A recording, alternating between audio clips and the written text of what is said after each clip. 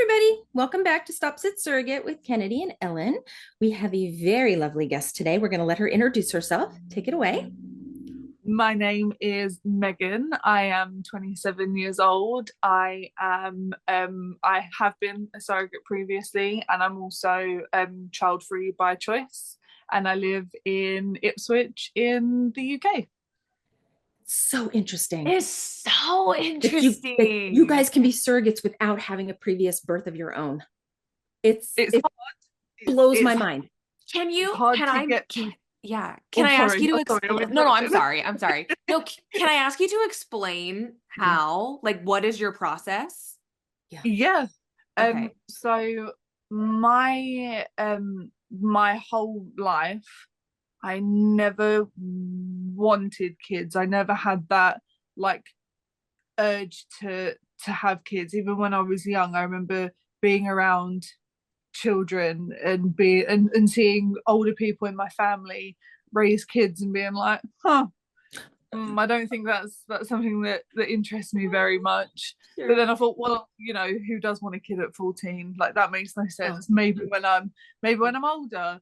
And then I got a little bit older and I had my first like big girl job, and I thought, right, I have the job. I'm an adult now. I still feel like I don't want kids. I'm not too sure. And then when you're so young and you're making bold statements like I don't want kids, everyone around you tells you you'll change your mind. You might change your mind. You'll change your mind. And I was always open to that idea. I was like, oh, I don't know. I don't know. And I'm someone, if I'm not 100% in something, I won't do it. And then I got really lucky and I met my husband at work. And one of the things we bonded over was the fact that neither of us wanted kids. We were friends for a really long time. And we were like, oh, the dating scene is just so difficult because everyone wants kids.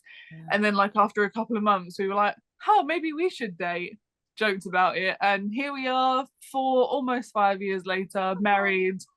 Still don't want kids. Still pretty much we're more than happy being the fun aunt and uncle that we get to take our nieces out and like ply them with sugar and teach them really naughty words and really rile them up and then give them back at the end of the day.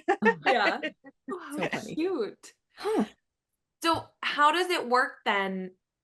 Like, what is your process when you wanted to be a surrogate? Well, okay, hold on. Wait, we always ask, I'm like jumping ahead. We always ask, how did you find out about surrogacy? So how did you find out about, especially since you have no children of your own, how did you find out about surrogacy? We didn't have that role which you told us before. So when COVID hit, I was put on furlough. So I had a job where I couldn't go into the office. So I was on furlough pay and I had so much time on my hands and I was so bored all the time. I was like, I don't know what I can do with myself. There's only so many rooms I can paint and different coffees that I've seen online that I can make.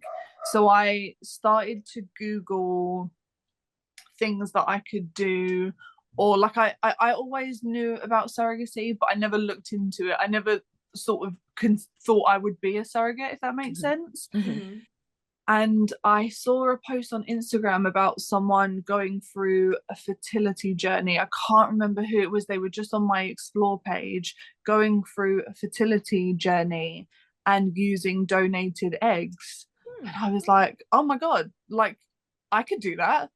That sounds like I could do that. That's like a couple of weeks to do something. I can kill time with that. And then I spoke to my husband about it and he was like, okay, like if that's something you want to do, go for it. So I found a clinic and I did a round of IVF, donated my eggs. And here in the UK, 9 times out of 10, it's anonymous. So I didn't know who got my eggs, no nothing. I just donated them, and I thought, oh, that will scratch the itch that I have sort of in the back of my brain.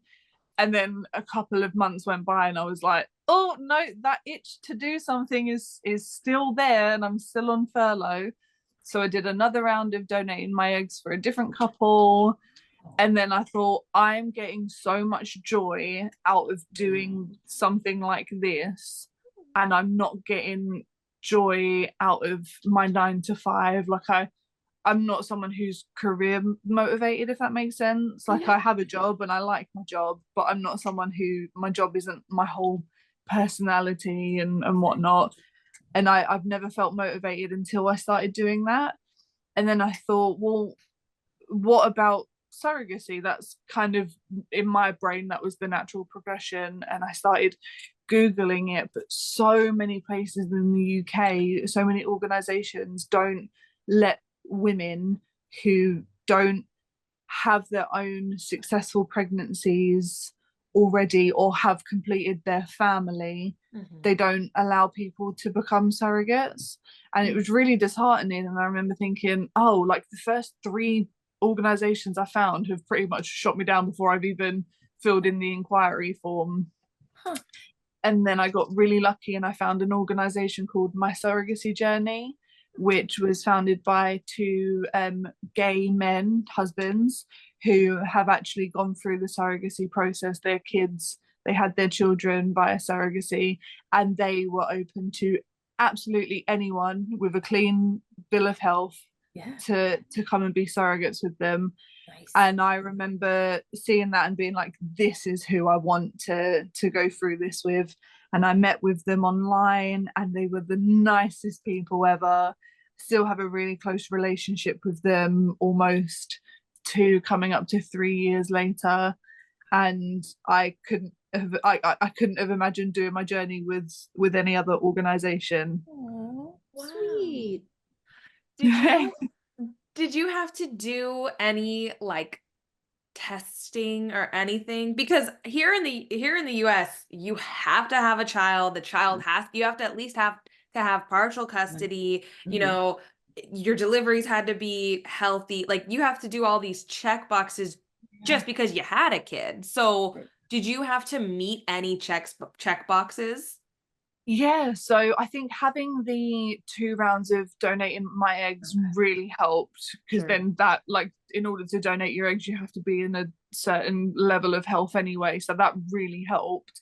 And then with my surrogacy journey, they offered things like doing blood tests and having scans. And before even onboarding me on their system to meet people, you do get like your clean bill of health, or your human MOT, as I've always used to refer to it, just to check that everything was working. So yeah, the agency that I worked with were really they stressed how important it was that before even considering meeting people or even making a profile, making sure that everything was working. So yeah, it's kind of the same over here, especially with the having children, having successful deliveries and all of that. But the people that I met with were really open to the idea of having someone who never wanted children before. But then having said that, jumping ahead, when I did meet my dads, who I had a baby for, they had their embryos already with a clinic, and that clinic wouldn't transfer those to me because I hadn't had a kid. So we had to move the embryos to a different clinic who would, and it was, so there was definitely hurdles with it. And there's a lot of companies and medical places in the UK that really need to up their game and get with the times a little bit better and a little bit faster. Wow. Yeah. So how long did it take from you finding My Surrogacy Journey to meeting a couple and like knowing that was the match? I think it was, so I met with them in around about July of 2021. Doing loads of testing, and then setting up a profile. It felt like a dating profile. I was like, my favorite color is this, and my favorite TV. That's so funny. Yeah. It feels exactly like dating. I was like, oh my god, like I was saying to my husband, I'm not cheating on you, I promise. Like this is a surrogacy trial. And obviously like he got involved as well, because he's just as he was and is just as important in playing a role in this as me. And when I set up my profile, my surrogacy journey found 4 profiles that were open to using someone who hadn't had children before and that they thought would be a good match. So then I took those profiles, I had a look through all of them. I whittled it down to 2 couples, which was so hard even picking. I was like, can I just help all of them? Is there any way I can just take all of their embryos and just put them in there and just see what happens? Apparently you're not allowed to do that. Yeah. And met with 2 couples, and ultimately it just whittled down to logistics of what I wanted out of a journey, what these couples wanted out of a journey, and alignment, and with things like locations and getting to know each other. It came down to the couple that I ended up choosing. So I'd say all in all, from signing up to the website to meeting the couple that I helped, was about, I'd say 3, maybe 4 months. It's not bad. Yeah. So what you're saying, you pretty much had the control. You got the profiles. They didn't get your profile. You got them, and you whittled down, and then you decided to meet. Okay. Yeah. So I believe it was, I got their profiles, said that I was happy with it. Then they had my profile if they were happy to meet. And then we did like an online meet that was mediated by MSJ, just to eliminate any sort of awkwardness of, you know, we're on this video call and we don't know what to talk about, and I don't even know who's who and whatnot. And I think that really, really helped as well. And then the second we got off of the very first video call, I looked at my husband and I was like, it's them. It's 100% them. Like, so cute. And they, even when I talked to them about it now, they were like, when they got off the call, they were saying, if we never spoke to my husband and myself again, we'd be really sad. And I was like, oh my god, I felt the same way. Like, I felt exactly the same way. So it was like a first date that went brilliantly. That's so sweet. Yeah. I have a quick question. So I'm assuming the agency is based in the UK then, correct? Yeah, I believe they're also based in the US, or they're looking to be. And they're also in Mexico as well. Oh, interesting. Okay, because you said you had met them virtually, so I'm like, I wonder if they do several places, if they work with several different countries or something. They've now expanded to, I know that they're 100% in Mexico now. I don't know if America's coming up. I don't know if I'm meant to say that or not, but I remember hearing things about it. It's US, yeah. Their name sounds familiar, so I'm like, wait, hold on. I wonder if this is who I'm thinking of. But okay, so that's really cool. So so then in your case, you did gestational surrogacy. Yes, so they had donated eggs from anonymously, and they used their own sperm. So yeah. Okay, perfect. Okay. And when it came time to like medications and all that kind of stuff, did you do like, what was your protocol? Was it shots? Was it pills? Was it suppository? Natural? What was it? Yeah, so I don't know what it was. I think it was because of the donating eggs. I was expecting injection after injection, like the scariest of like the heaviest stuff, but it wasn't. We had tablets that I had to take 3 times a day. And then we had a baseline scan, and then it was pessaries for like 5 days. Then we did the transfer. It worked first time. And then it was a case of just keep using the pessaries until I was something like 10 weeks or something. And literally that's all it was. That's all it took. We got very, very lucky the first time. So it took the first time? Yeah. Wow. How many? One embryo? One embryo, one transfer, and first time. We got so lucky. In the UK, I think from a different podcast, they don't do testing for sex, like with what the gender is, right? No, not that definitely wasn't offered to them. I don't. So it was a surprise. big surprise. Okay. Very big surprise. Did you get to share it with them, or were they with you when you all found out the sex?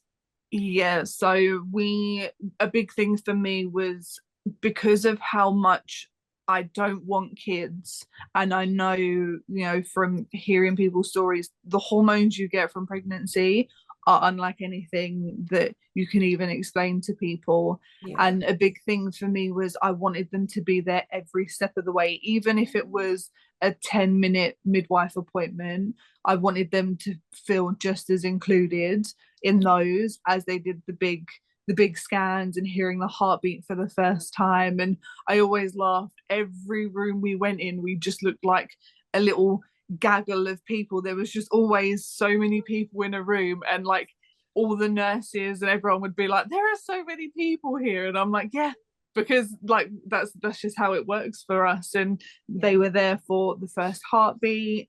They didn't miss a single midwife appointment, every scan, everything, they were always there. And to get from their house to me, it's about a 2.5 hour journey. So they were doing 5 hour round trips just for a 20-minute appointment sometimes. Wow. Yeah, That's incredible. They were very invested then. They yeah. Wow. Yeah, and I think knowing that they were so willing to do even small things like that, I knew I had made the right decision, because they were so invested. They were there when we did the transfer. They were at the head of the bed, like holding my hands, and we all watched as it sort of, you know, went in. And that's such a horrible way of wording it, as it was inseminated. Yeah. And even the delivery, they were there for it. They were there for everything. That's awesome. So you talked about the medications. What was it like after transfer? Was there a protocol? Were you on bed rest? Were you just like, okay, you're laying for 30 minutes and home? No, so they said to me, they were like, go be normal. And I was like, how do I go and be normal? I don't understand. But then before the transfer, they were like, you need to come in with a full bladder. Your bladder has to be full. Yeah. So I remember on our way there, I chugged a Starbucks, and in my head, I'm full, like I'm as full as I can be. Yeah. And then I get there and they're like, nope, you're not full enough. You need more. You need to drink more. And I was like, oh my God, my bladder's going to burst. And I remember sitting there. I don't drink tea. I don't like tea. Tea is, I'm probably like the one British person that thinks tea is. I was going to say, amazing. How are you in the UK and you don't like tea? I pretend that I'm in the UK. That one thing. And I'm like, I don't like it. And it's the only thing they had. So I was like, oh, I'll chug a tea, I'll drink it and do it. They did the transfer, and I remember getting off the table and I looked at the doctor and I was like, I really need to go to the toilet. Can I go to the toilet? They were like, yeah, it's fine. And I was like, it's not going to fall out, is it? And they were like, you would be surprised how regularly people ask that question. And I remember like going to the toilet and just trying to pee so softly, and I was like, I know they said it won't fall out, but I don't know why, I'm just worried. And they were like, yeah, go home and just, you know, be normal. I was like, oh no. I laid on my sofa upside down for I think about an hour. And my husband was like, yeah, my husband's like, you were told you don't have to. And I was like, yeah, but just in case. And it worked. So I'm not saying that's why, but it worked. So, but yeah, I went back to work the next day. It was business as usual, which is so scary.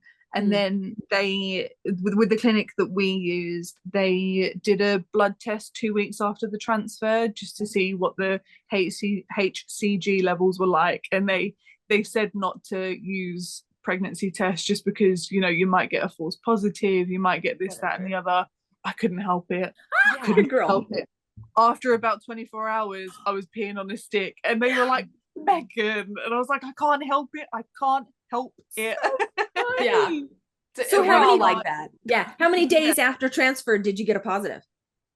I think it was 5. We got a very, very faint line. Yeah. And I remember calling my intended parents, and I was like, do you see the line? And they were like, no. And I was like, I see it. I promise you it's there. And they were like, we don't want to get our hopes up. Like, they were very level-headed and calm about it. And I was like, okay, so I need to be the opposite.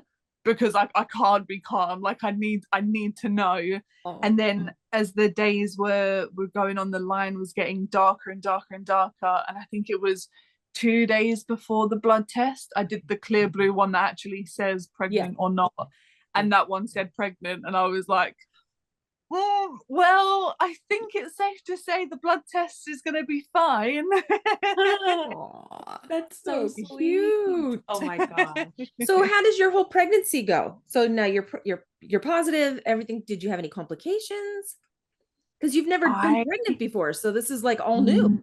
Yeah, I was going off of like film and TV because no one in my like close circle had like carried before. Like they like people that were pregnant, they're just people that I knew through family. No one in my direct inner circle was pregnant. I remember my sister-in-law, when I first got with my husband, she was about to give birth, but we didn't have a close relationship. I didn't know her. I was like, I'm so new and you're 9 months pregnant, I'm not going to pest you with all these questions. So I thought everything I'd learned from TV and film. Well, they tell a little bit of a porcupine, don't they? The media definitely lie about pregnancy. Oh yeah. When they're like, you get this lovely glow and you're so happy. No, it's I did not like being pregnant at all. I loved the key moments of them seeing their baby on scans, and I loved like knowing that when I was with them he was moving around and they could feel his kicks. But I hated it. I had is it hypersensitive when you're sick? Hyperemesis, like you've got sick a lot. Okay. Yeah, that's what I had, like 2 to 3 days, 2 to 3 times a day, pure sickness.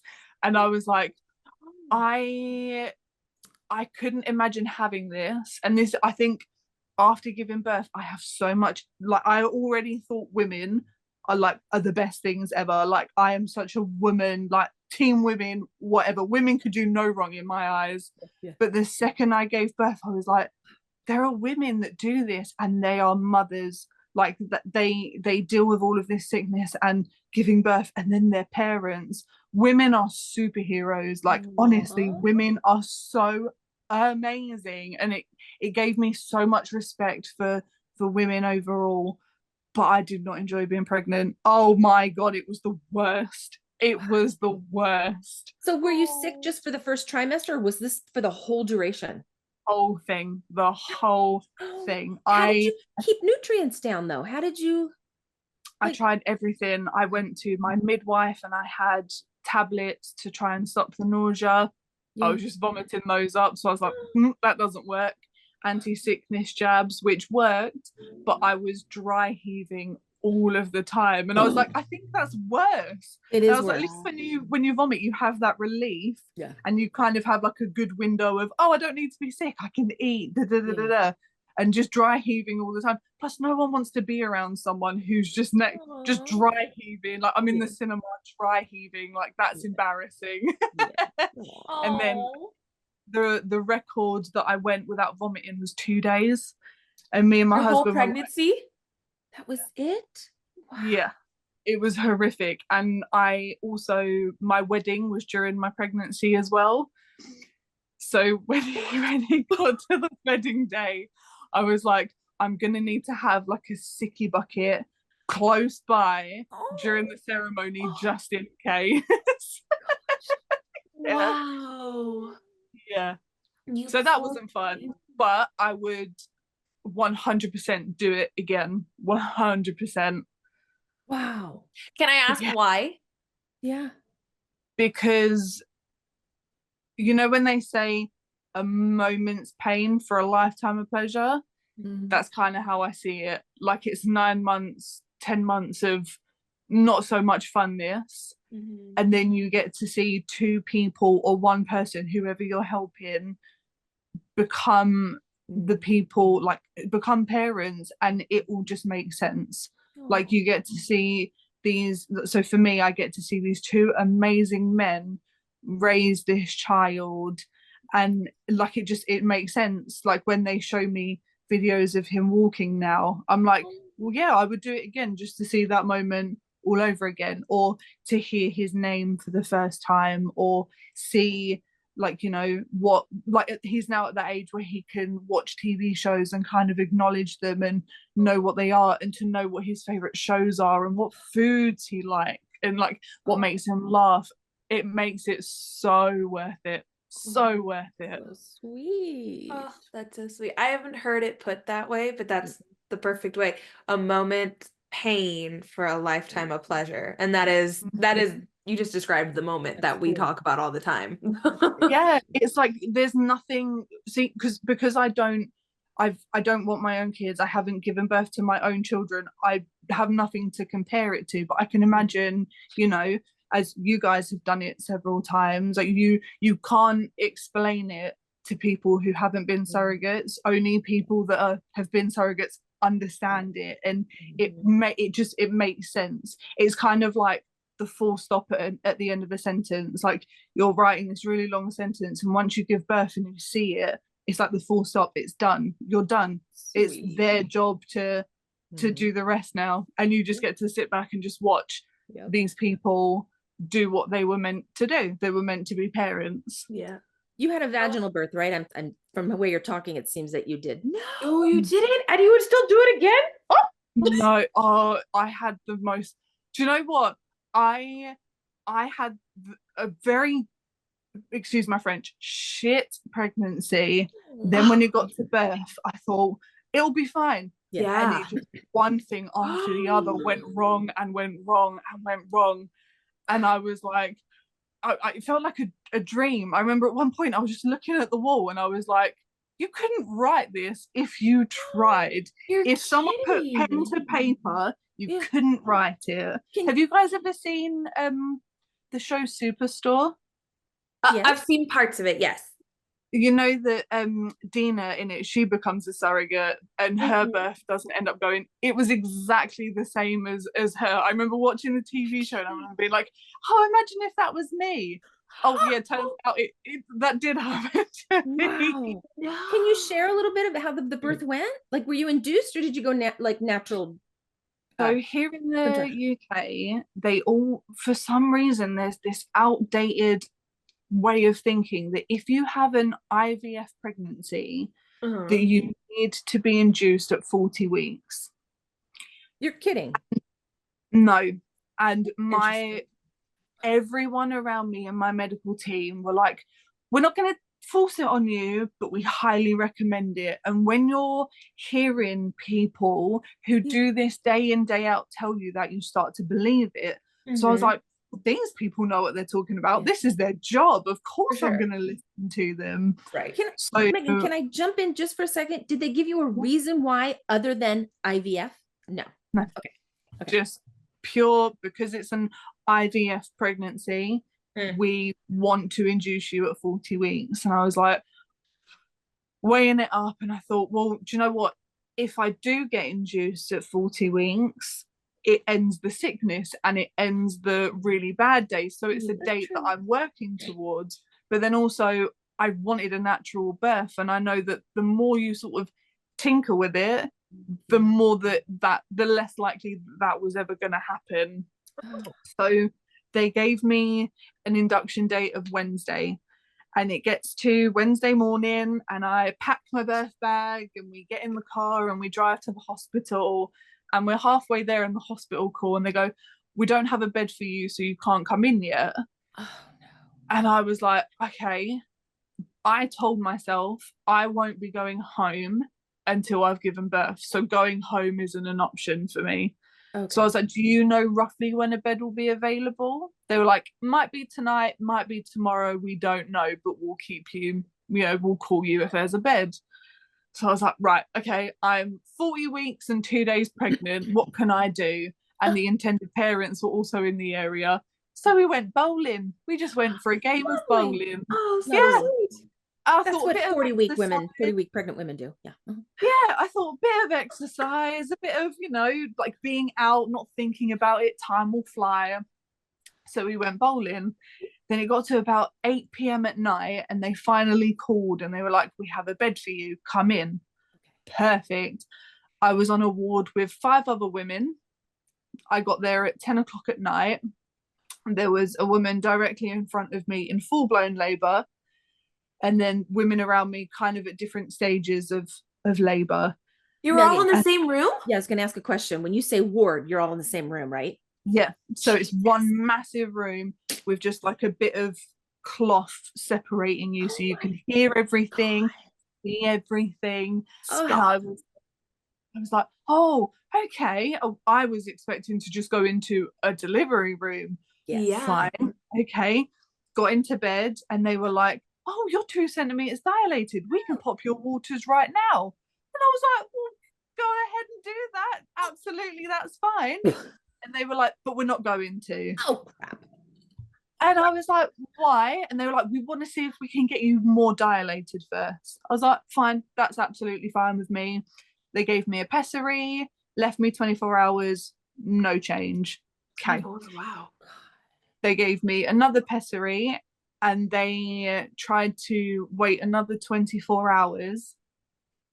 But I was watching all these women come and go and hearing all these noises, and no one finds being in a hospital comfortable. I wasn't comfortable. I didn't have my clothes, I didn't have my pillows, my sounds, my smells, my lights. Like, I didn't have anything comfortable. So I was like, of course I'm not going to progress. I'm not in a position where I'm comfortable. And I remember I just couldn't sleep because there were noises at all hours of the day. And it got to Friday night, and I had just, it was, I laugh at it now, but it wasn't funny at the time. I had just like started to doze off, and this midwife comes in and she goes, oh, Megan, we're going to pop your waters now because you've been here 48 hours. Time to go downstairs to a delivery suite. I was like, I've had 10 minutes of sleep in 24 hours. I can't give birth.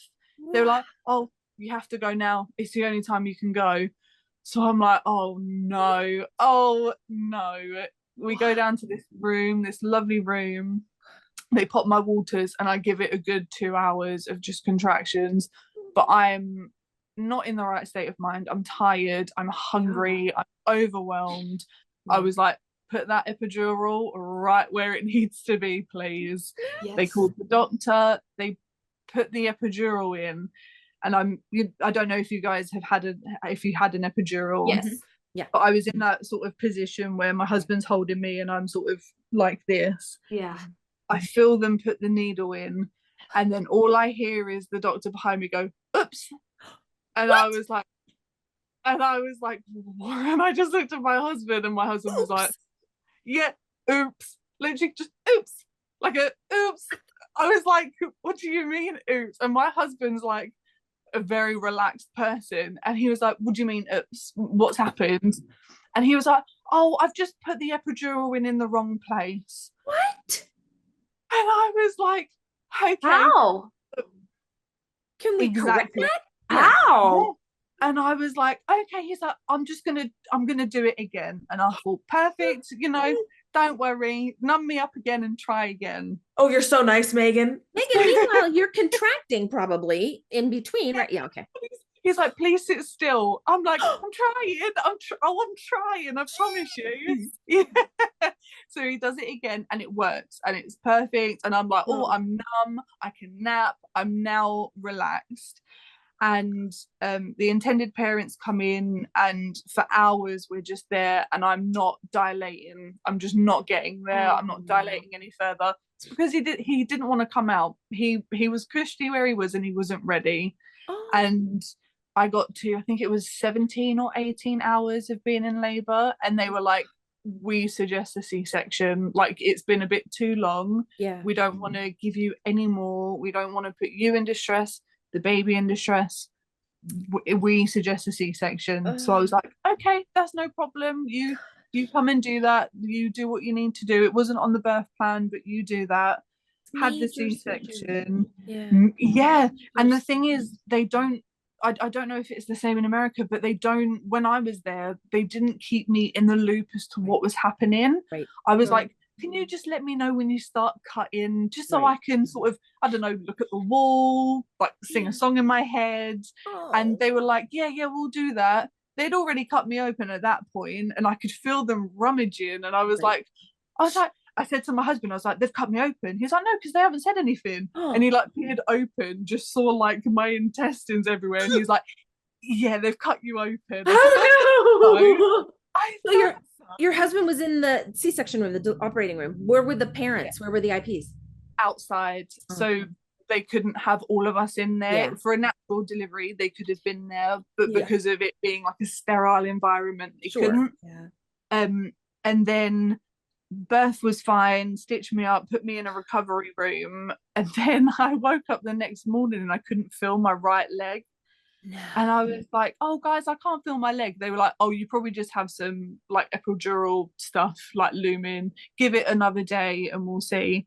And I've had nerve damage in my right leg ever since because of the botched epidural the first time. No. So when you say nerve damage, it's like on a daily basis. Are you just numb, or is it tingly, or? So from my knee to my foot, I can't feel anything exterior, but I have like nerve pain in my toes constantly, constantly.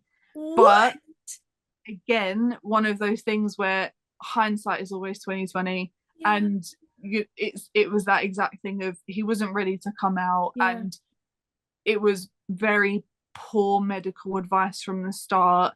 Yeah. And that's why I think if I was to do it again, I'm so much more medically aware of things now, and I think I now have that confidence to say no, where I didn't feel comfortable saying no before. And I think that's something that's really important to not only like surrogates but women in general. You are allowed to say no if you want to say no. Right. It's so okay. It's interesting that you say that, because I mean, we talk to surrogates all the time, and obviously when you're even if you've had your own child and then you're a surrogate, you are constantly afraid to say something because you don't ever want to rock the boat with anybody. But I think I want to piggyback off what you said and say that I think that just goes for women in general. Like when it comes to like advocating for ourselves, not saying that we don't, but that we never want to rock the boat with people because we're the first ones to be called Karens. You know, we're the first ones to be like, oh no, you're so dramatic. And it's like, well, if I'm becoming dramatic, it's because it's the only way I'm going to get through to you now. Like, I'm not starting off dramatic. So I'm so sorry that happened. Yeah, that's horrible. I personally know that when I get an epidural, because I've had an epidural, I've had four births, and each one I was like, nah, give me an epidural. I'm not that strong. I'm good. But each time after my son was born, so for my 3 surrogate journeys, my whole left side is numb for 12 hours afterwards. And I know it. My mom's been there. They brought in this big, ugly wheelchair. They're like, we're going to take you to the bathroom now. We're going to hop you on there. Like, but I'm thankful that I don't have, permanent, well, to my knowledge, any nerve damage from it. But wow, just because he put it on. Did you take any legal action towards that? In the UK, it's so difficult to do things like that. So the process here is that we have a process that I always forget what it's called, but there's a way, if you feel like you've been medically neglected in the NHS, you can file a report via the hospital that you gave birth in, and they have to do like an investigation on it. But with the way the NHS is at the moment, you kind of know where it's going to go. Whatever the investigation is, the hospital will deem what they did appropriate, and they will side with their medical team. And it's just such a shame though, because from all the midwives I had was so amazing. And like even the woman who was going to help deliver the baby, she was so nice and it was so perfect. And it's such a shame that when we came out the other side, all I could think of were the things that went wrong. And I was like, I don't want to complain for the sake of complaining, but I don't want someone else to go through this. That's horrific. That's such a horrible thing for anyone to go through. And it's also a case of, when you're a surrogate, you're advocating for yourself, advocating for a baby that's not yours, all while managing your intended parents' expectations and thinking of them as well. So it's like my relationship with my IPs, they said to me, whatever you want to do, we trust you. But there are some people out there that might not feel that way, that might feel like they want a little bit more of a say in how births go. And I couldn't imagine being in a room and trying to say, no, I don't want that, no, I don't want that, when there's added people that you need to think of. It's very, very, very stressful, and hindsight is always 2020 with these things. It's always the case. And there are so many people that I've spoken to that were told the same things. Like, there are people, influencers that I follow in the UK, that have also had IVF pregnancies, that are talking about, oh, my midwife has told me that I need to be induced by 40 weeks, help me induce labor naturally. And I'm like, please don't perpetuate that, please, like, don't put that out there, because it's not true. It's really not true. And that's how people start to believe things like that. And it's, I don't know, it's a very sticky and slippery slope, I think. So how long were you in for a C-section? How long did you stay in the hospital? 3 days. 3. Okay. And did the couple leave prior to you leaving, or did you all leave at the same time? No, so the plan was, however way I gave birth, I didn't know the baby's name the whole time. I only knew his gender, that was it.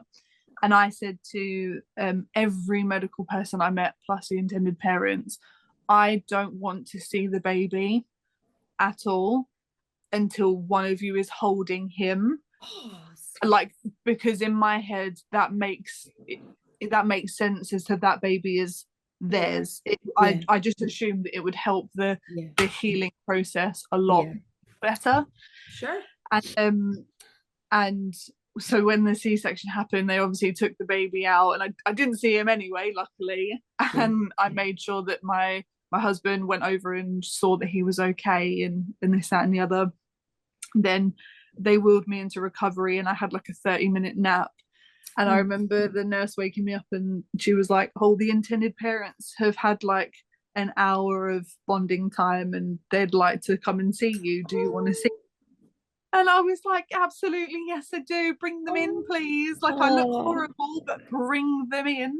And I remember the first time, like, seeing him and learning his name was while they were holding him. And I was like, it just makes sense. It just makes sense. And all we had was, I think, 10 minutes together.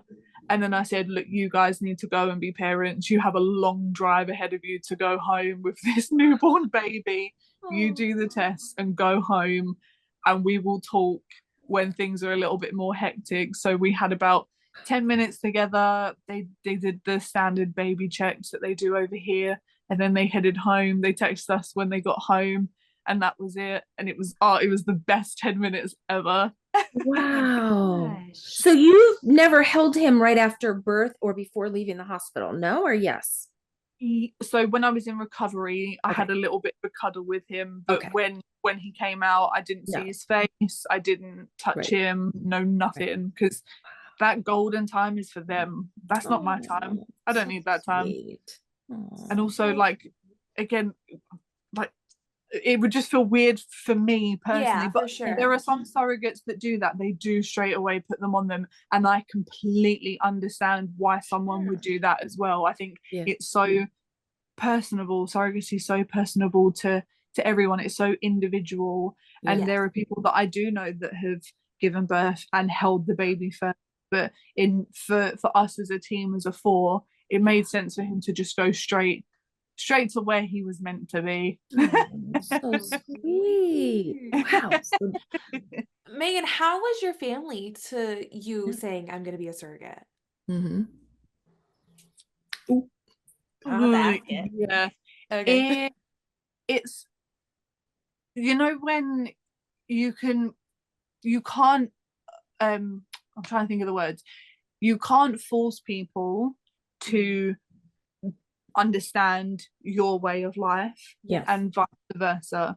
So I had the typical questions of, but you don't want kids? Okay, sure. Yeah. Right. And they were like, but you want to have a kid for, you know, a couple that you don't know. Yeah, when you write it down on paper, it does sound a little bit crazy, a little bit like that doesn't make sense.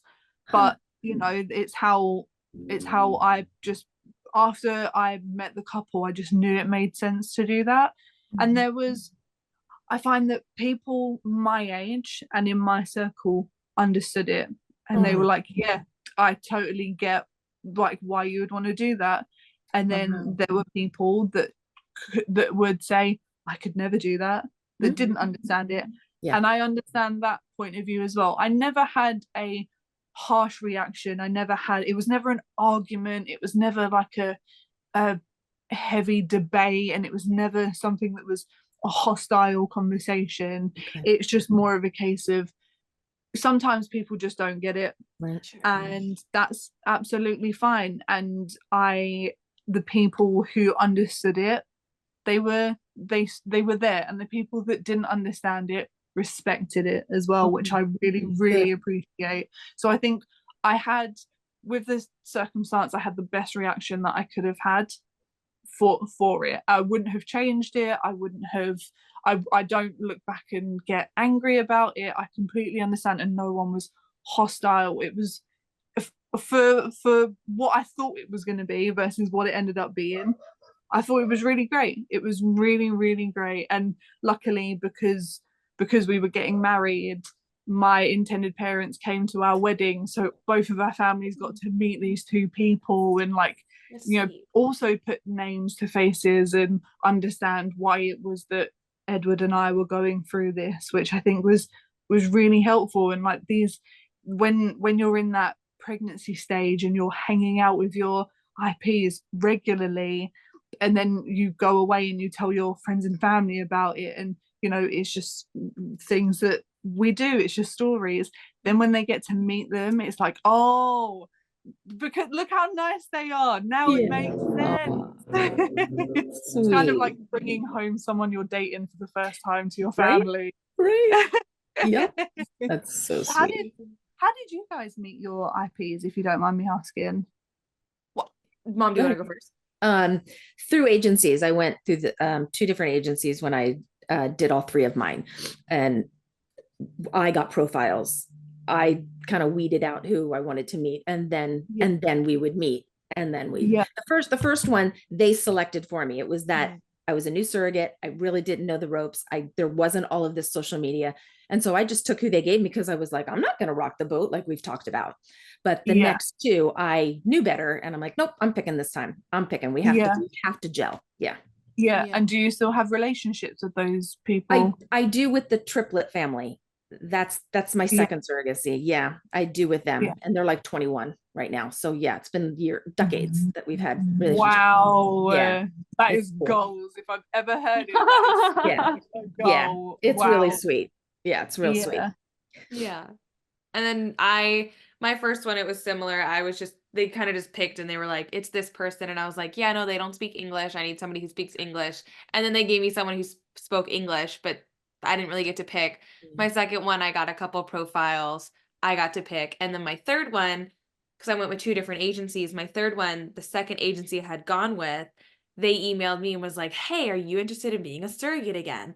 Because if you are, we have a couple for you. And then that was my third journey. And the beginning of the end, basically, on that. Yeah. It's like, it was looking back, it was interesting. It all makes sense, and it's all very interesting. But and now I'm trying to go on my 4th journey, and so I'm with a new agency, and it's a bit trickier this time because I know what I want and all these things. So it's it's like a double-edged sword in the sense that, like, as you become more educated in the community and doing your journeys, you know what you want and you know what you don't want.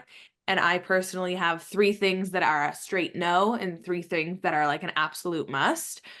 And then everything else in between, I can be super flexible on. But so it's it's been 2 years of a process for this. And it has to work. It has to be a mutual partnership the whole way through. And if it doesn't start off that way, it's kind of like well, if it doesn't start out that way, where are we going to end up in a couple of months? And even like, because I couldn't imagine being like mid-pregnancy and something going wrong and there being like a strained relationship or anything. Like, obviously the chances of that happening is that's going to happen, that might happen with anyone, but I think it happens less than what we actually think. It's just more people are able to talk about it and feel a little bit more comfortable and being like, unfortunately things happen and we don't speak. And it's like, but Kenny that is part of surrogacy. Kenny and I each had a journey that went that way, that it just started out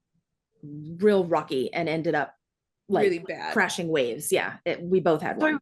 What happens? See, now I'm so, because it's so different in America. When that happens, what do you do in that instance? How does it go?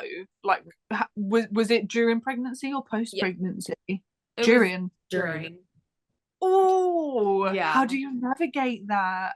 Well, and that's where the agency, if you're with an agency, that's where they're either going to that's where their true colors are going to come into play. Correct. Either they're really going to be a part of it and be like, you know what? No, we need to do everything that we can to, you know, to help both sides, or they're going to fall behind the shadows and be like, well, we matched you and you guys are on a journey. So tough cookie. And kind of, it's a hit and miss. And a lot of times there are agencies that say that they'll go back for you and stuff. And when I was looking around to go for my fourth journey, because that happened in my third journey. So looking around for my fourth journey, that was my first question was, how are you gonna handle a situation if something happens in a journey? And like, I need to know like how, and like they were kind of thrown off guard every time I would ask, but how they responded is the reason I would either pursue them a little bit more, or I would say, oh no, good day. Like, and it sucks because you have lived in experience, which is, you know, it's a shame that lived in experience happened, but you also have that knowledge to know what you want for the next journey. It's literally what you said, a double-edged sword. It's like, it's a shame that this has happened, but I feel better that it has happened, because you learn better and you know better, and you know you see cracks and you can teach people how to do better as well, which is why like I wanted to speak to you guys, because there's not this big platform on surrogacy ever. Like, you know, there are places here and there that do the hard work, but speaking to people that have this lived in experience, even though, you know, you're across the sea and it's different to you guys than it is here, it's still the same thing. It's still having a baby for other people. That's what it comes down to. And it being even if it's a small voice in an already small community, it's so important. It's so important that people learn and, you know, understand these things either before, during, and after. There's always room to fix things and do better. So important. One of the things I see, because I did this decades ago, right? I told you my triplets are like 21. They really didn't bat for the surrogate, and especially, and I can only speak from my experience, but I did know other surrogates that weren't being backed up either. It's because the financial aspect of it and the IPs were paying huge sums of money. It was fairly new when I did it. There wasn't a lot of social media about it. And what I've seen through this process, and Kennedy going through surrogacy journeys, is that agencies, it flipped a little bit. It was like she was being supported in some of her journeys, and that was really cool to hear. Plus the science has changed big time. They just threw a bunch of eggs in when I did it. You guys won one in positive pregnancies and go. That's how I had triplets. They threw 4 eggs in. They're like, yeah, let's just do 4. We're like, okay, let's do it. And nobody, and the IVF doctor's in there, is like, yeah, let's do it. Nobody even had a qualm about it. Like they could have all split and there could have been 8. Like, but nobody thought about that back then. We just wanted them to get pregnant, right? We wanted us to get pregnant because it was such a new thing. But now the science is so great. And I do think most agencies do take surrogates into account. And that for me has been so heartwarming. And one of the reasons I continue to do this podcast with Kennedy, because I love to hear sometimes bad journeys and how they flipped, how they actually did become decent, because people stood up for people, and that's important. How did you before getting pregnant say to them, I'm okay with the idea of having more than one kid, or was it a case of you just went to a scan, saw 3 little blobs and was like, holy crap? No, it was discussed ahead of time and it was in the contract. You're accepting that if necessary, depending on egg quality, you will have more than one egg transferred, and that will be up to and in agreement of the surrogate and the intended parents and the IVF doctor. And all 3 of us were in that room, like all 3 parties. And he came in, graded them, and we all just kind of looked at each other, and he's like, I suggest 4. And everybody just went, uh-huh, cool. Yeah, let's do it. He's the doctor, sure thing. That was 2002. Yeah, let's do it. He knows better. Yeah. And then at the scan, like my HCG levels with the blood test were off the charts. And I'm like, my doc was like, oh, you probably got 2 in there. I'm like, okay. And then we went to the scan. He's like, oh, there's 1, there's 2, there's 3. I'm like, you say 4 and I'm literally going to lose it. And he's like, yeah, no, just 3. I'm like, just 3? Like, wait. Just 3. Yes. Oh, it's only 3. God. And it was dead silent. Nobody knew what to say, because you never think you're going to be in that position, right? Never. Yeah. Luckily it turned out well, but there were some bumps along the road, and we talk about that in my little podcast with Kennedy when we talk about my journey. But yeah, luckily it turned out okay. Yeah. God damn, scary. Yeah. Yeah, I can't even imagine. I like to say I can, I couldn't. Yeah, that one I can't. But I mean, see, this is what I mean. Women are like, we are made of titanium. Yeah. Women are so cool. Women are just the best.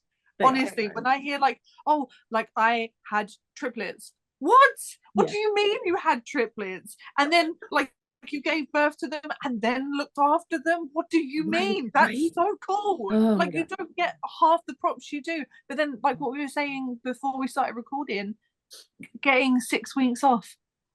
How do you heal from a triplet birth? How can we touch on it? Let me address Megan really quick. I actually had to go in for a blood transfusion because I lost so much blood because there were 3 placentas. So I needed way more time than what they were giving me, and I didn't get it. Yeah, it was bad. She almost died, but almost like died in that one. Yeah. And she went back and did it again. Right. She's crazy. But okay, I'm not to like just like kind of blow. Go ahead. That, but talk about the 6 weeks versus 9 months. But I'm so lost. So even when people in the UK have babies for themselves, they get 9 months. Yep. So it's the first 3 months are fully paid your salary.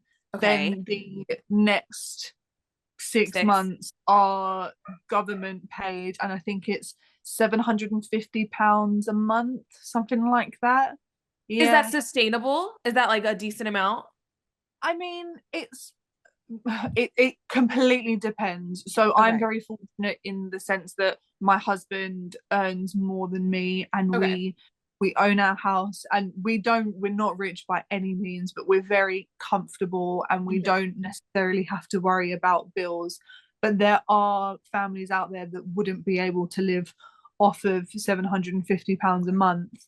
But then again, on the flip side, being a surrogate, I didn't have a baby to look after. So in my brain, I was like, well, you know, that £750 covers my bills. I don't have to worry about baby food, and I don't have to worry about nappies and things like that. So, but it's also a case of I didn't plan on taking the 9 months. I was like, I'll give birth, I'll have a month, and I'll get right back at it. But because of all my complications, I ended up having to take that time off. So I'm grateful that it was there to take off. And also in the UK, if your maternity leave, when you come back to your job, legally they can't fire you, they can't change your role. Like when you come back to work, your role is still there, your job is still there, you are pretty much as safe as you can be. And I know that maybe America is not the same. We are for like 6 weeks for vaginal, 8 weeks. And then if you take an extended maternity leave, there's a certain amount of time you can take, and then your job's protected. But if you go beyond that, it's not protected. Right. Yeah, it's not. Yeah. Like I think the max, because my sister just had a baby, and I think the max that she's been able to take or will be able to take is 4 months in total with all the extra things that you can sign up for. But you have to kind of dig into like the things that like you can qualify for, in the sense of like government, like FMLA, like it's a family, it's like a family what is it? Family Medical Leave Act, yeah. And she's also got a very good job and works for the county. So there's more in there for her. But typically you go longer than 8. If you're not written out by a doctor, you're gonna be, And I was literally, we don't have to get into this, but just as a note, I was fired during a surrogate pregnancy leave. Fired. Yeah. And let's push forward. God. I sued them and I won, and it's fine. But yeah. Absolutely. Yeah. But crazy that was like, oh my God, I just went and did this and helped somebody, and you're what? You're firing me? Yeah. What a kick in the teeth. What a kick in the teeth to just come off of such a high of being like, I've done something so amazing, and the only person reaping no benefits at the minute is you. You know, you're the one dealing with post-birth healing and all that. And then to be fired, I would have seen red. I would have seen red. Crazy. Wow. And then you have a family to support. So I scrambled for a job. I was like, oh my gosh, what am I going to do? So it was, it was a dark time, but everything resolves itself. But still, it's like, what? You're going to fire me? Yeah. But it's things like that you don't, like, you consider them, but you think, oh, that won't happen to me. Yeah. Never. Yeah. Right. But then you go through one journey and then you learn to be like, oh no, I need to consider everything. Like I can't be as naive as I was this time around or going forward. Exactly. Has your couple talked about a sibling journey? How old is the little guy right now? I gave birth in January last year, so he's 1 year 4 months. That's right? 1 year 4 months. He's just starting to walk around and like giggle, and like he loves cartoons, and he's the most scrumptious child in the world. And he has like I say this, I said that I had shaved my hair when I gave birth because it all fell out. He came out with a full head of hair, and like from what I hear, babies that have lots of hair, they kind of lose it as they get older. He gets more and more hair as the days go by, and I'm like, because he pinched mine. He pinched my mop of hair. Now he's walking around with it. He's so cute. He's beautiful, but I've had to shave mine. But I still have a really close relationship with them. My husband and I, like, they are such good friends. We're seeing them actually in 2 weeks' time. We're going to go hang out with them, and we'll bring the dogs with us. We have spoken about a second journey. It's a definite high chance that it will happen. And your husband seems to be so very supportive. We really didn't talk about him a whole lot. He seems to be like on board even before you were married. He was like, yeah, you want to do that, go for it. When people think of like their dream like husband, and you think they're never going to tick all those boxes, this man was raised so well, and he's so laid back, and he is like, you are your own person. We might be married, but I don't own you. Like, this isn't some old way of living. If you want to go and do this, I will support you. And I remember when we were in the delivery room before the intended parents got there, they had just popped my waters, and I don't know what sensation I was expecting, but it wasn't the sensation that it was. I just felt like I was going to the toilet non-stop. Right. So I'm like, I felt really uncomfortable. I was like, I can't just lay in what is coming out of me. I want to walk around. And he's just walking behind me, cleaning up everything that's coming out of me. The nurses were coming in and they were like, we'll do it. He was like, don't worry, I've got it. Just bring me more towels. And the nurses were joking. They were like, can we keep him? Someone's just vomited in the other room. Can you go clean it? He was like, I will do if you want me to. I was like, no, you're staying here. You need to be here. Like, he is the kindest, nicest person. Like, he's one of those people, when you think they could literally do no wrong, like he's that person. He's so like understanding and kind, and he was a really good advocate for me as well. When part of my birth plan afterwards was, I don't know if you ladies ever took it, but the tablet to suppress your breast milk, to stop it from they say that pill is most effective up until 48 hours after giving birth. And in my plan, literally, it was in bold capital letters. I was like, I want that tablet. Please give me that tablet. I need it. And it got to like 72 hours. And I remember, and I was like, oh my God, I didn't have that tablet. And he was like my advocate. He was like, I'm going to find the person in charge. I'm going to get you that pill. And if they can't find it, I'll find someone that can. And like, honestly, he was the absolute best. The absolute best. And I remember when I was like, I don't know what to pack for a birth bag. What do you put in there? I was like, do you put in there? Like, I don't understand. So I was Googling it, and I found all these things, and he would Google things. And I remember I came home and he was making like nappy popsicle things of like putting witch hazel in pads and putting them in the freezer ahead of time for me. He's like, oh, I saw it on TikTok. And I was like, okay, fine. Sweet. And I like my favorite drink in the world is a Red Bull.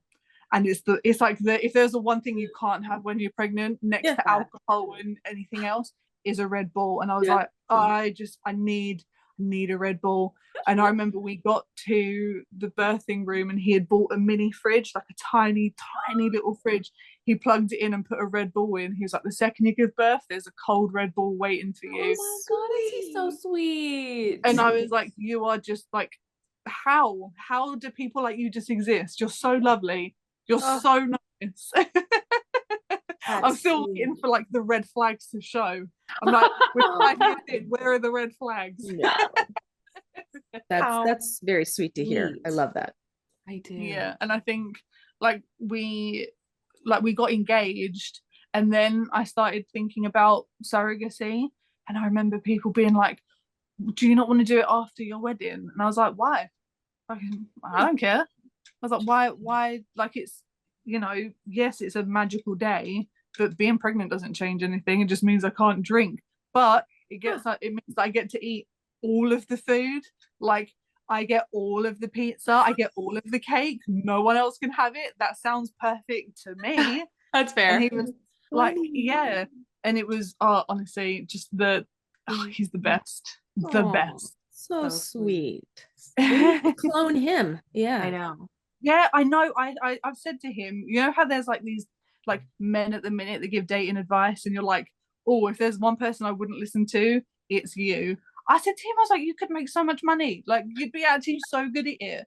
Just like just raise mini gentlemen. Like, I don't know. Like, there's something somewhere. Even if like ladies hire him, you can hire him to be a date for something. I don't mind. Easy money. Easy money. That's so cute. Oh my gosh. Megan, I have 2 more questions for you real quick. I just want to make sure I'm right here. So for UK, it is considered altruistic surrogacy, and you are not compensated for your services. You are, okay, but it's one of those things where I think it's a British thing. When it comes to money, we're all very much like, hush, hush. Like like it's uncouth to talk about money, which I don't. When I was Googling surrogacy, I couldn't get a clear answer. I was like, is it paid? Is it not paid? I don't understand. So in the UK, you are given expenses. So when I did my journey with my intended parents, we went through things like bills, utilities, clothing, sort of sorted it into categories. We came up with a amount each month that they would give me, cover all of my bills and some more in case, you know, anything popped up and whatnot. And they expensed it that way. So you get money for it, but you don't get like it's not like you walk away like 100k richer and you can buy a house and things like that. It's kind of, it covers the bare necessities with a little bit more to as a sort of thank you, if that makes sense. Yes. Okay. Yeah, that does make sense. Okay. And is there any advice that you would give to someone who says, Megan, I want to be a surrogate, or Megan, I want to be a, what is it? Childless surrogate? Is that what it's called? Like either or? Yeah. I would say absolutely do it. Do it. I couldn't imagine having not done it. Like I try and think, you know, when you're like, what would have happened if I didn't meet that person, or if I didn't take that job? Yeah. I couldn't imagine not Googling surrogacy and not going through it. So I would say, before anything, do it, but you have to be 100% invested in it. If you're kind of dabbling with the idea, just mull it over. There's just, if you Google surrogacy, there are forums everywhere, and there are, like, I find that the surrogacy community is the best. Like, so many people are so kind and understanding, and you know, even if you just reach out to intended parents looking for a surrogate, you know, just to ask them how they feel, and just do your research. And I think do that, and also advocate for yourself. It's so hard to say that, you know, and it's like, you can give advice but you can't take it. Like, I would always say to people, like, you know, advocate for yourself. You know, when it comes to you, you're a bit like, I don't like that. No, it's fine, don't worry, it's fine. Right. Stick up for yourself. If you don't want to do something, you don't have to. And it should also be the same with your relationship with your intended parents. There needs to be a level of respect for each other. You need to respect that they're trusting you with this child and this life, and you need to respect that. But then they also need to respect the choices that you will make and the way you will feel, and, you know, this, that, and the other. I think just do your research, really think about it, but just know that it will be one of the best things you have ever done if you do it. Agreed. Yeah. Well said.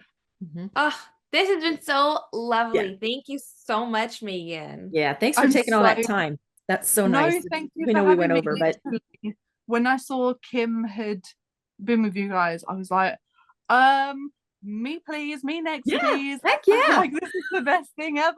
Like, you guys, like, honestly, you are incredible. And I couldn't think of like a better relationship than like a mum and daughter talking about it as well. Sweet. And like, did you have a baby because you saw your mum had been a surrogate, or was it kind of like a, like, you just randomly thought of it and, you know, was the same? So when she did her triplet pregnancy, I was about 8, and I absolutely loved the dads. I was like, I gravitated towards one so much, and I was just like, I want to be your best friend. Like, I want you to take me home. Like, I love you. Like, this is amazing. And then, I don't know, it just, how that whole relationship went, how they treated, I don't really remember how my sister and my brother felt. I just remember how I felt. And so how they treated like me as an 8-year-old, I just thought these were like the coolest, like, new uncle type people. Like, they were just like, you know, they were just great humans. And then to see how my mom's relationship, obviously at the time I had no idea what any of this meant, but as I've gotten older and I've analyzed it, I was just like, oh, like, look what my mom did. Look at how grateful and amazing these people are. Look at the children that have come from this, like, the whole picture. So at 8, something clicked. And when I was 20, I had my son really young. And I think my mom said it as a joke. And she's like, you know, you're qualified to be a surrogate now. And I was like, hi. And I did. And so I became a surrogate. Like, okay. Yeah. So, and then I did, and I've, you know, I'm 29 now. I've had 4 babies. 3 of them were for other people. And it's quite the conversation piece. Yeah. You are both, if no one's told you today, you are both badasses. You are so cool. Like, honestly, you are so cool. And like, it really is true. Women do run the world. Like, no one can convince me otherwise. Women we were carved from ancient goddesses, and we are just all amazing. Like, even if you're just someone who had a kid, like, and you're a mum, I respect you so much. You are the best. If you're a mum who's had babies for other people, wow, like, that is crazy to me. Even though I'm badass too. Yeah, you are. You take it to another level, because you haven't had a child of your own, and you're just like, well, who cares? I'm gonna have a kid for somebody else. Like, that boggles my mind. I didn't enjoy it, but I'm gonna do it again, sure as hell. That mindset, amazing. It's amazing. I don't know if it's the same for you, but like in my brain, I was pregnant. So I see it as kind of like 3 circles. I was pregnant, I gave birth, and there's a baby in the world because of me. But they don't connect. Like none of them connect. Like every time I look at him, like people are like, "Oh, you gave birth to him," and I'm like, "Did I?" And I'm like, "Oh, I did." Like it doesn't connect in my head, and because people just don't understand that. People because just you think go into it. Right. You go into it compartmentalizing it and like not, and even because we've talked to traditional surrogates, they even do the same thing. It's like, it's not my baby. I go into this and I know, like, okay, sure, we share genes, but like other than that, not my baby. And it's just like, right, we're not doing it to have a baby ourselves. We're doing it to have a baby for somebody else who can't have a baby. So exactly. And it's like, you know, pregnancy, like the 9 months, 10 months, it is hard work. Like I'm not saying that it's not hard work, but the hard work starts when you're a parent. Like that's a lifetime job that you're signing up for. Moments pain, lifetime of pleasure. I feel like that should be like the surrogacy slogan. It's a good one. A good one. It's a great one. Oh my gosh. Yeah, you have such a great perspective on the whole process. Like it's fascinating to hear, really. So we do appreciate you coming on. So great. Yeah, it's been so nice to talk to you. Thank you so much. I'm so sorry for chewing your ear off. It's the worst. Great. No, I love it. No, it's been so lovely talking to you. Have a lovely rest of your Sunday. Enjoy it. I'll be starting work in a couple of hours. Oh gosh. Riveting. Well, great week. Thank you so much. You, we will definitely stay in touch. Yeah. Perfect. And if you need anything in the time being, please reach out, and I am always happy to help. Oh, sweet. Amazing. I definitely will. Thank you so much, Megan. See you later, guys. Bye. Take care. Bye. Oh my gosh. So sweet. So sweet. Such a different UK, like the ones we've been talking to in the UK, like just such a but there's people who continue to do surrogacy over there, and they're not just getting tons and tons of money for it. They literally are doing it because they want to help somebody else. That's what's resonating to me. It's amazing. And childless. Easy. That you could never that could never happen here. Ever. Unless you're a relative. Correct. But like that could, and even then I still don't hear of that story. And even then I don't think a lot of clinics would do it.